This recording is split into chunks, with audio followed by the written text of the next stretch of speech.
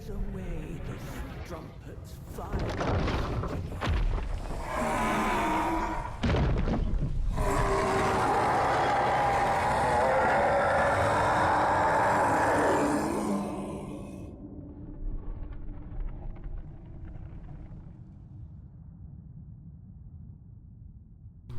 I'm bad at video games. Alright, I'm doing this without notes. So, I just finished the Elden Ring DLC earlier today. Shadow of the Erdtree. And I just wanted to talk to you about it for a little while. I didn't feel like editing like lots of complicated stuff, so what you'll see in the video is mostly going to be just my boss fights. That's the most fun part of these games anyway. Hopefully I hit all the talking points, but I might reference the boss fights a little bit too, so you know, pay attention if you want, or don't pay attention to the video. So this first boss, the Divine Beast Dancing Lion, I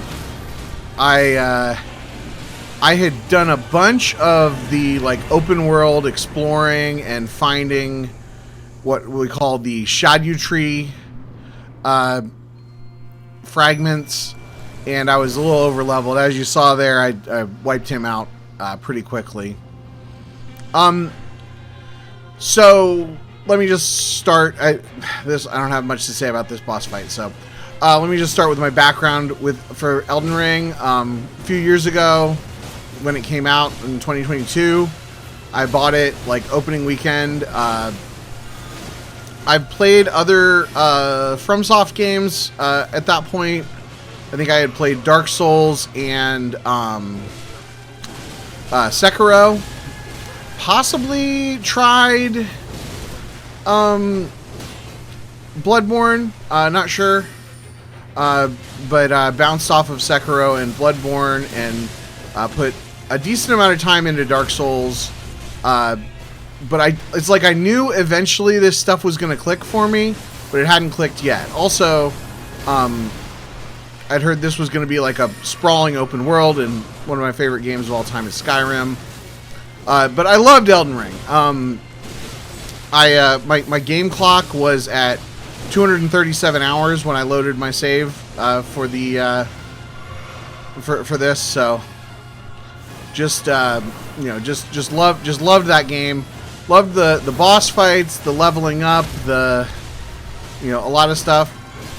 If you're not familiar with the DLC, they've got this weird leveling up system, probably just because they knew that different people playing would be at different levels in the game. So you pick up what are called Erdtree or Erdtree fragments that basically you're only at a fraction of full strength until you pick up more fragments, and then you get closer and closer to full strength. These fragments, you get them not by defeating specific enemies, but you get them through exploration, which is an interesting way to get people to explore the giant sprawling open world that we get here, as opposed to just doing the critical path. It works okay. Unfortunately, it does mess up some of the motivation and the core loop of Dark Souls, which, Dark Souls, you collect souls from enemies that you kill, and you go out and you try to kill. The further you get from your place, the more experience you get, but also there's a chance that if you get killed, you drop your experience, and then you only have one more chance to get it. In this DLC, you don't have that. You don't have to worry. I mean, that still is a mechanic that exists, but it's not the primary leveling mechanic. Once you find a Erdtree item, you keep it until you use it to level up. And also, you don't necessarily get it from get them from milestones. I think it would make more sense in a game like this. Like you defeat a boss, and then the boss gives you the thing. But specifically, literally, it's like random checkpoints or even random enemies. Sometimes secret areas, just stuff they really, really want you to be exploring, which would be fine, except for what happened to me was I played through the game, playing in good faith, and I got to the final boss at about half strength because I hadn't apparently explored quite enough. Something else you might notice, we're about halfway through the bosses here, so I should probably keep talking. A lot of people complained about the difficulty of this DLC. Which, by the way, DLC is very, that undersells it. This is basically, a sequel game. I put 50 hours into it. It's basically a sequel game, where you pick up where your save left off. And probably because I'm bad at video games, in order to beat Elden Ring, I had to get my character up to level 191. I think most people beat the game around 150. So I am significantly leveled up higher, I think, than a lot of people playing the game. So that may be part of the reason that I didn't run into too much challenge. Also, just to note, you might notice that my summon is doing a lot of the heavy lifting in these battles. I noticed in the base game, one of the main reasons to use a summon is that it will take some of the melee. It'll go head to head with the boss, so you can get your hits in. It seems like the bosses mostly ignore the summons in this DLC, which then ends up conversely. Basically, the boss comes after me, and then my summon sneaks up behind it and hits it. So, still definitely useful. But yeah, I didn't notice. I'd say all these bosses probably took 20 minutes. With the exception of the first one, who I got on the first try, most of the rest of them took about 20 minutes or half an hour of just kind of memorizing their patterns and things. So this boss fight that we see right now, and this speaks to how the out of order thing and the things were awkward. Once I defeated him, I basically the game took me straight to the final boss, where I was woefully underpowered. My Erdtree level was at 10. That's out of a total possible 20. And the guide that I read recommended it at least be at 15. So what that means is, because Erdtree is based on, exploration and stuff, I had found enough to get up to level 10, and then I ended up having to do a guide. Luckily, I had the foresight to you can notate on your map when something happens. So I had the foresight to notate my map, but I ended up having to find all these hard to find ones, which did admittedly get me to engage with big parts of the game, but it also got a little tedious after a while. Like I said, this DLC was, it took me 50 hours. The estimated time when I read articles was 25 hours, so that's me being bad at video games. I usually have to double those. But oh man, this guy was annoying. Something that another little trick here. They do seem to, because they know that you are going to use your summon to help you. A lot of bosses come in, this one including, come in hot as soon as you, when you try to summon your partner, they get an attack in, as you can see. He almost killed me just then. If I wasn't so over leveled, then that would have been a one hit kill there. So I can see, so that's I think why people tend to talk about the punishing difficulty of this.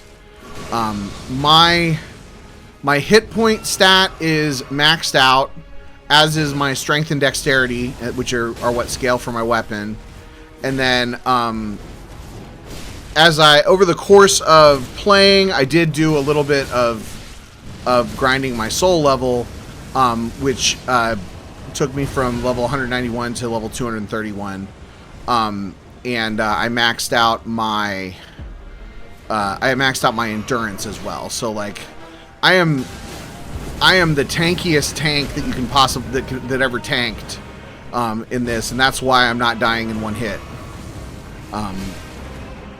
But yeah, it's still like watching all these. It's like my summon's doing all the work. I'm just running around trying not to die, and he's the one actually in melee combat. The summon actually has its own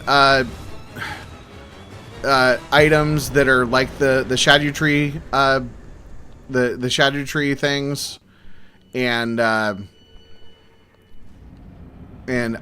did get him up to 8 out of 10 over the course of the game. So switched my weapon up for this fight. This was one that I really had no idea who he was. He actually is the one example of a big boss that was guarding Shadow Tree fragments. He actually is guarding 5 of them. So I had to come. I was going to skip this guy because I really hate fighting mounted people with my build. That's something that's sort of a double-edged sword in the DLC. You get to play as like the badass from your 200-hour save of Elden Ring from 2 years ago, but it's been so long since I played that I kind of wasn't, you know, it took some time for me to remember how my character worked, and then also like if I wanted to, I'd really be in rough shape if I wanted to like respec.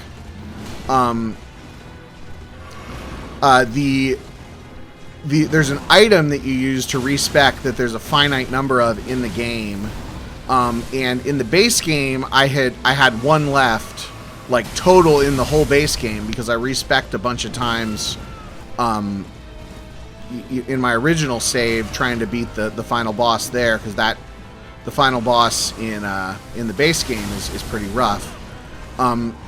So, and then I didn't find any of them in the DLC. Granted, you know, I didn't 100% it or anything, but I did spend a decent amount of time, and I really did do a lot of exploration.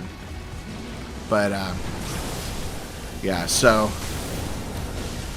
finally, spoiler alert, we learn that and in between those last 2 is about 10 hours of grinding. If you notice, my costume has changed. But the final boss is a like a reincarnation of Radahn. That's something of note.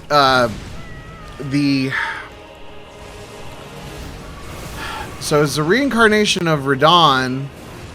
I messed something up, and you're supposed to have NPC summons to help you, but apparently I did something wrong, and so now all of them are dead. So I did end up summoning a multiplayer co-op person here, and who basically, as you can see, did all the heavy lifting in this fight. I got a few hits in. But I don't know. I really feel like I'm rambling here. I was gonna go with notes, but I'm running out of time to talk. We're in the final phase. But yeah, it was great to play with my super badass character, but I didn't really get to engage with a lot of the new items or anything. I don't know. A lot of the criticisms of the DLC that I've heard are apt, but I did enjoy it a lot. I wouldn't have put this much time into it if it wasn't great. And I mean, Elden Ring is a great game. If for some reason you haven't played Elden Ring, play Elden Ring. But the DLC is, I would say, for super fans only. But it is super robust, and if you wanted to revisit your old friend, your Elden Ring character, it's pretty good for that. Trying to think if there's anything else I wanted to cover. Next time I'm gonna bring notes for something like this.